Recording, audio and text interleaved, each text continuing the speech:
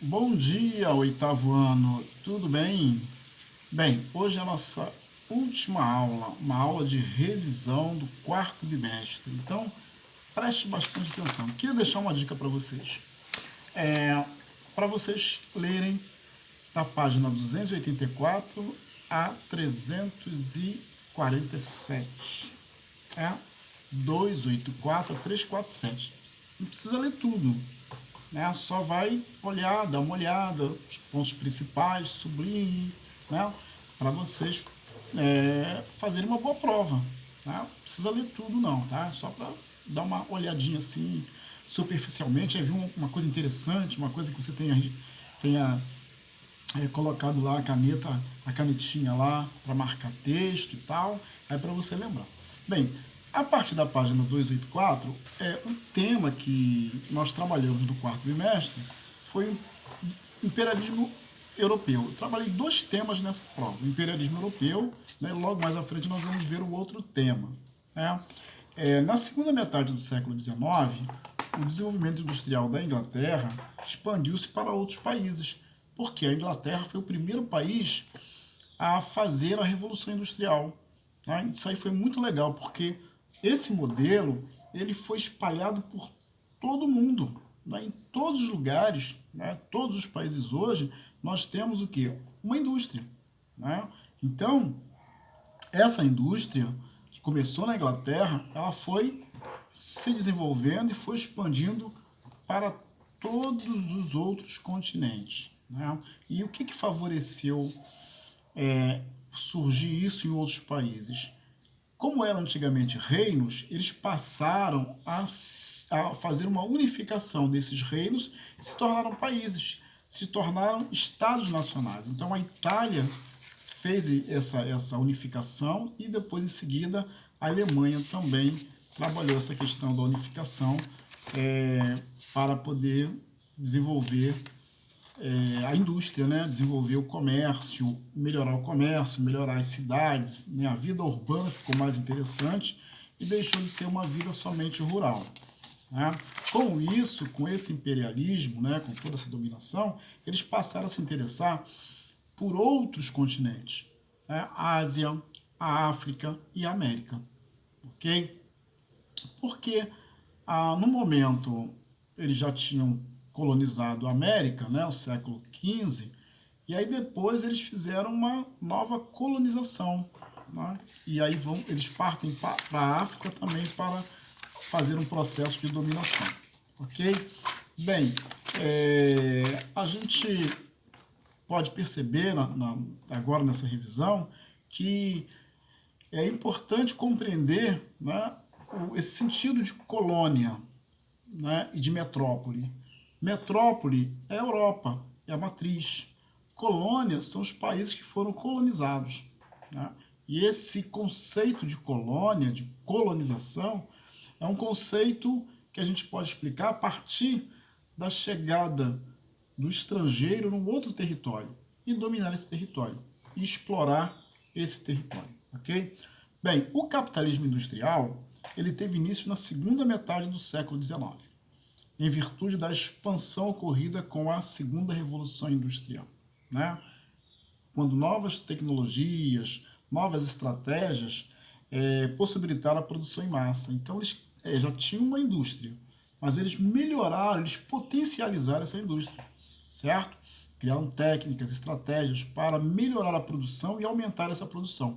Inclusive, claro, né, você tinha uma energia a carvão na primeira revolução industrial. Com o surgimento do petróleo, com o surgimento da energia elétrica, as fábricas elas vão aumentar a produtividade. E isso, eles precisavam de um mercado consumidor para poder expandir e para colocar essas mercadorias nesse mercado. Bem, o desenvolvimento do capitalismo industrial do século XIX foi fundamental para que ocorressem movimentos como a unificação da Itália e da Alemanha, como eu já falei. E, posteriormente, a formação de outros estados nacionais, pois somente com uma economia unificada e forte seria possível competir por maiores mercados consumidores e dominar regiões com matéria-prima e mão de obra barata. Tá? Então, assim, eles precisavam de matéria-prima, porque na Europa não tinha mercadoria, a matéria-prima que eles precisavam, né? E de uma mão de obra barata. Tá? Pessoas que trabalhassem para ganhar pouco. Ok? Então, onde eles acharam isso? Na América, em África, na Ásia. Então, essa ideia de dominação e de exploração, isso já vem de muito, muito, muito tempo. Bem, o imperialismo consiste em uma política de dominação econômica que tem suas bases na exploração da matéria-prima e na mão de obra de outras nações. Né? Então, explorar a mão de obra, explorar matéria-prima, extrair toda a riqueza de um país e levar para a Europa para produzir, né? A esperteza deles é tremenda, né?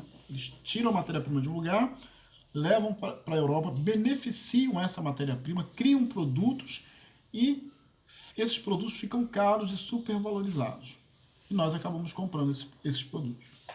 Bem, a política imperialista praticada pelas nações europeias no final do século XIX resultou na dominação de diferentes povos dos continentes africano e asiático. Essa dominação foi justificada pela ideologia etnocentrista, que designava aos europeus a missão humanista de conduzir os povos conquistados, pois eles eram cultural e racialmente inferiores. Olha só que loucura. Eles justificaram essa invasão no continente asiático, no continente africano, dizendo que as pessoas que moravam lá não tinham cultura, né?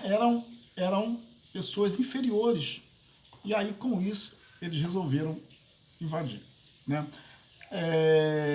A dominação europeia de povos africanos e asiáticos não foi pacífica. Despontaram movimentos de resistência em diversos locais, como as revoltas dos povos Ashanti, Nandi, Etíope e Zulu na África, a revolta dos Cipais na Índia e a guerra do ópio na China. Claro, né, as pessoas também resistiram a essa dominação. O outro capítulo é os Estados Unidos na América, né, na América Latina. Os Estados Unidos e América Latina. Os Estados Unidos está na América, mas ele não é considerado um país latino-americano. Ok? Então, o que a gente precisa compreender aqui? O tipo de colonização que houve, que foram diferentes. Tá? Uma coisa é a colonização norte-americana, que foi uma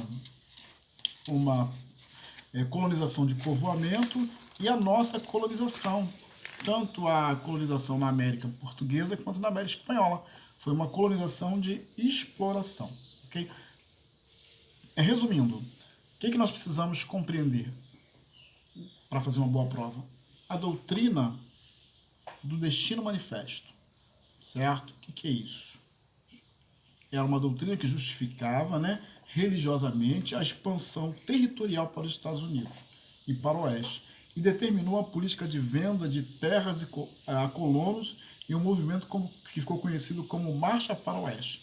Destino manifesto é uma ideia bíblica, né, de que as pessoas têm um destino programado por Deus. Então, Deus deu aquela terra para os americanos para que eles se tornassem uma grande nação.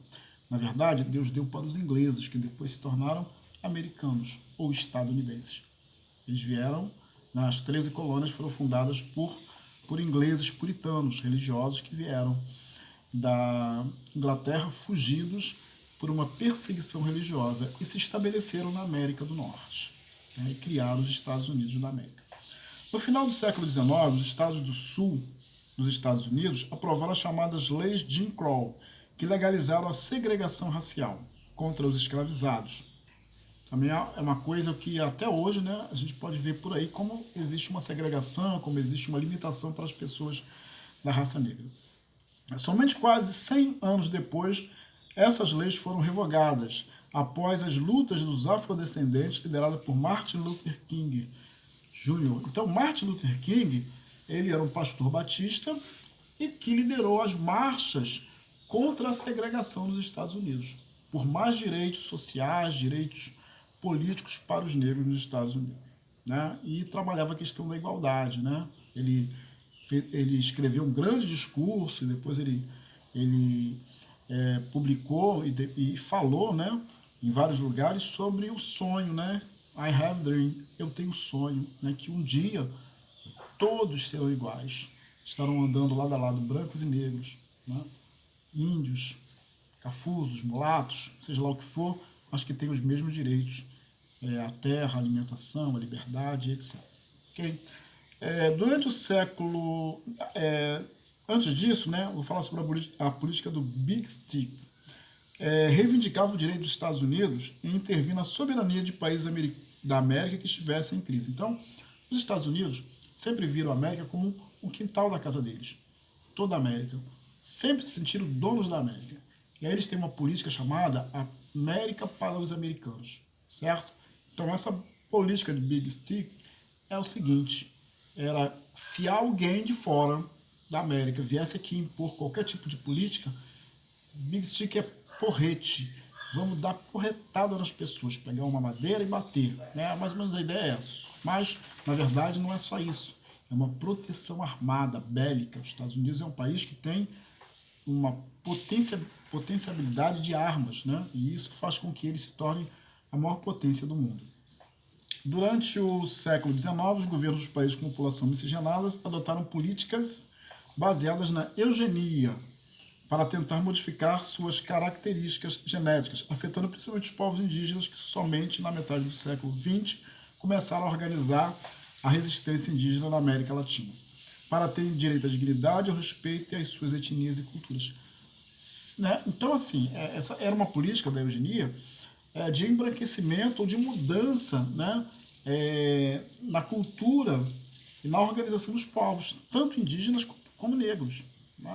Então, vale a pena pesquisar um pouco e conhecer melhor o que foi essa política chamada eugenia, né, que são estudos, né, de cientistas europeus que pretendiam com isso modificar geneticamente, né, a cor das pessoas, a cultura e o modo de vida. Ok? Pessoal, até mais. Até a nossa próxima aula. Estudem, não esqueçam. Lidazinha rápida, página 284 a 347. Valeu? Fique com Deus. Até a próxima.